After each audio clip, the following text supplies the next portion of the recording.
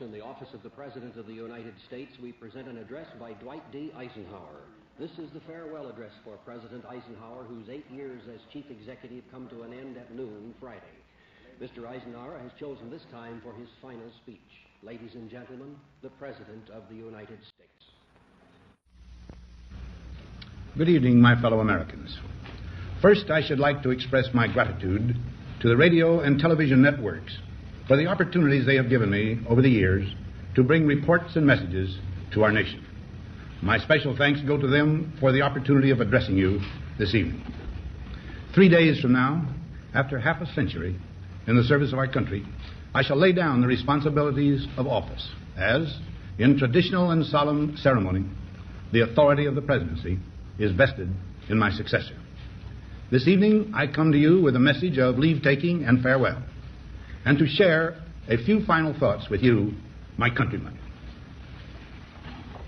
Like every other citizen, I wish the new president and all who will labor with him Godspeed. I pray that the coming years will be blessed with peace and prosperity for all.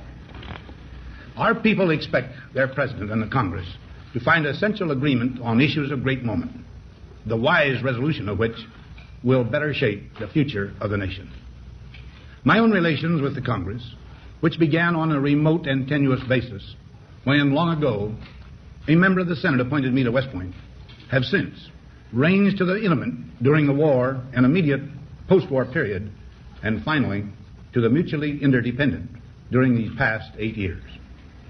In this final relationship, the Congress and the administration have, on most vital issues, cooperated well to serve the nation good rather than mere partisanship, and so have assured that the business of the nation should go forward.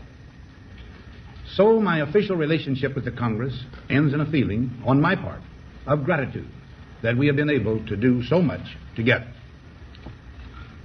We now stand 10 years past the midpoint of a century that has witnessed 4 major wars among great nations. 3 of these involved our own country. Despite these holocausts, America is today the strongest, the most influential, and most productive nation in the world.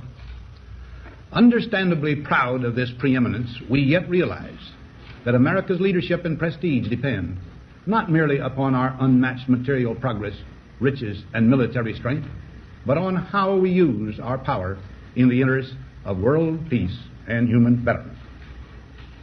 Throughout America's adventure in free government, our basic purposes have been to keep the peace, to foster progress in human achievement, and to enhance liberty, dignity, and integrity among peoples and among nations. To strive for less would be unworthy of a free and religious people. Any failure traceable to arrogance or our lack of comprehension or readiness to sacrifice would inflict upon us grievous hurt, both at home and abroad. Progress toward these noble goals is persistently threatened by the conflict now engulfing the world. It commands our whole attention, absorbs our very beings. We face a hostile ideology, global in scope, atheistic in character, ruthless in purpose, and insidious in method. Unhappily, the danger it poses promises to be of indefinite duration. To meet it successfully, there is call for not so much the emotional and transitory sacrifices of crisis, but rather those which enable us to carry forward steadily, surely, and without complaint, the burdens of a prolonged and complex struggle with liberty, the stake. Only thus shall we remain, despite every provocation, on our charted course toward permanent peace and human betterment. Crises there will continue to be.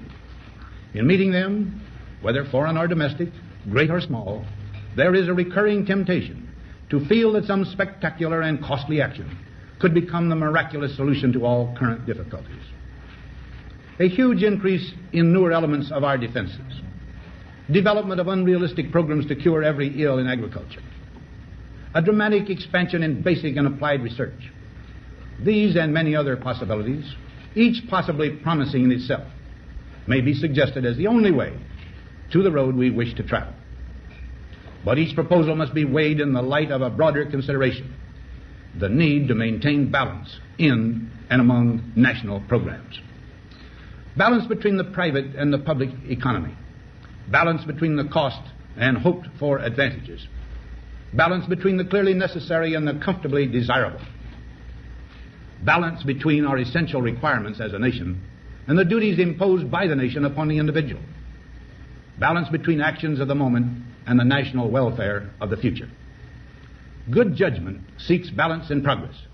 Lack of it eventually finds imbalance and frustration.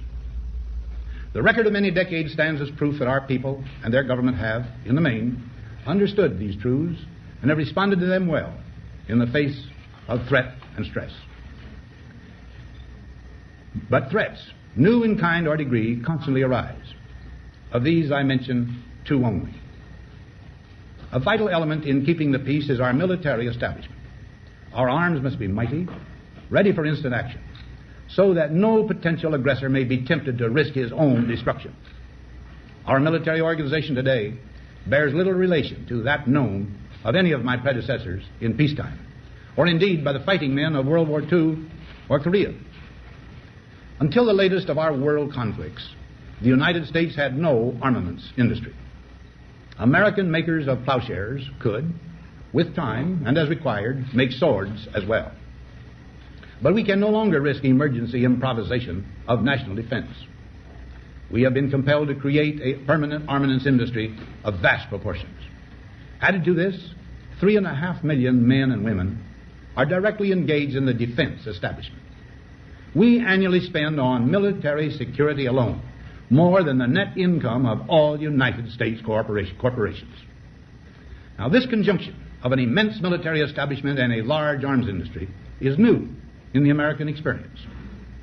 The total influence, economic, political, even spiritual, is felt in every city, every state house, every office of the federal government.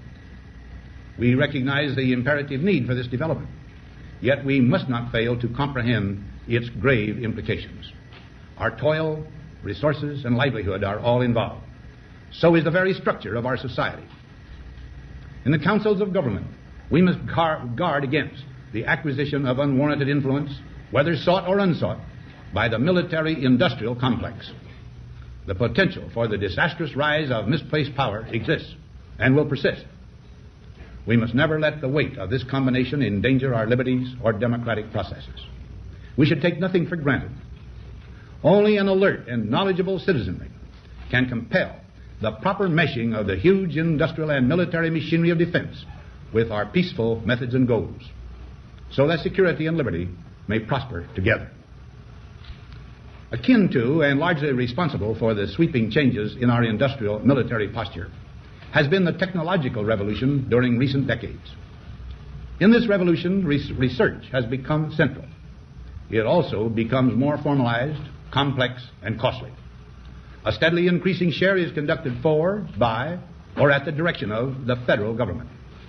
Today, the solitary inventor, tinkering in his shop, has been overshadowed by task forces of scientists in laboratories and testing fields.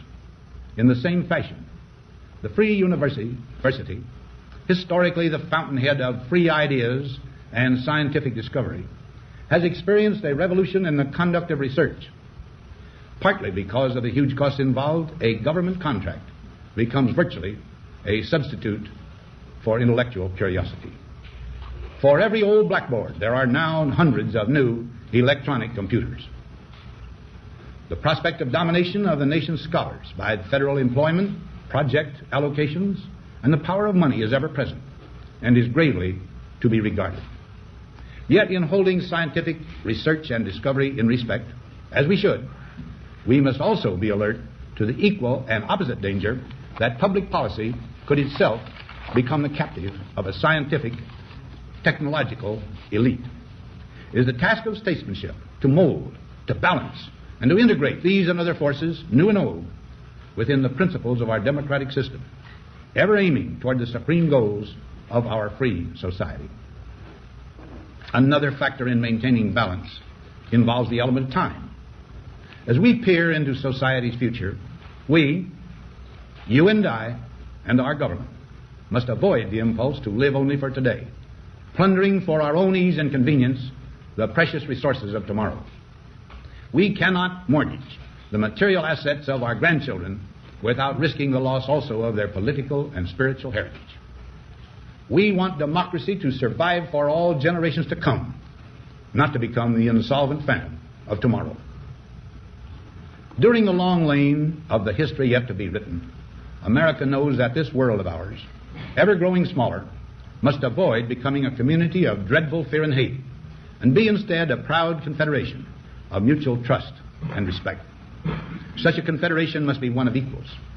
The weakest must come to the conference table with the same confidence as do we, protected as we are by our moral, economic, and military strength.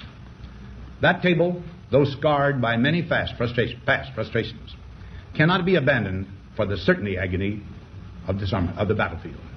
Disarmament with mutual honor and confidence is a continuing imperative. Together we must learn how to compose differences, not with arms, but with intellect and decent purpose. Because this need is so sharp and apparent, I confess that I lay down my official responsibilities in this field with a definite sense of disappointment.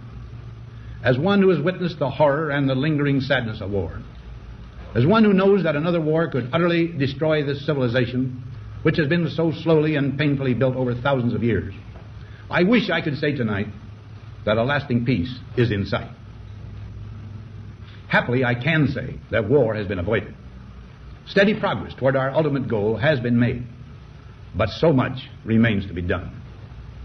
As a private citizen, I shall never cease to do what little I can to help the world advance along that road. So in this, my last good night to you as your president, I thank you for the many opportunities you have given me for public service in war and in peace. I trust in that service, you find some things worthy.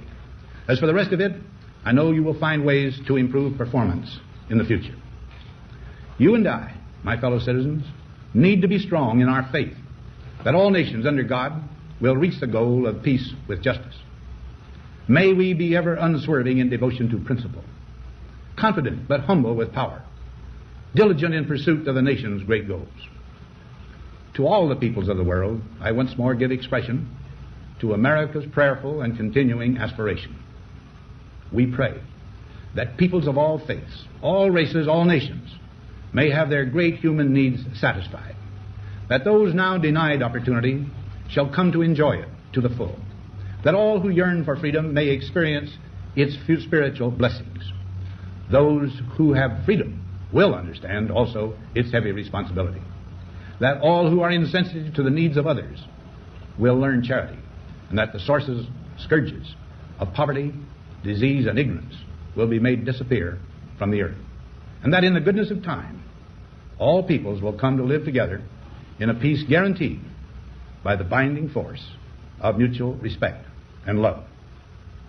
Now, on Friday noon, I am to become a private citizen. I am proud to do so. I look forward to it. Thank you, and good night. We have presented the farewell address by the President of the United States, Dwight D. Eisenhower, who spoke this evening from his office in the White House.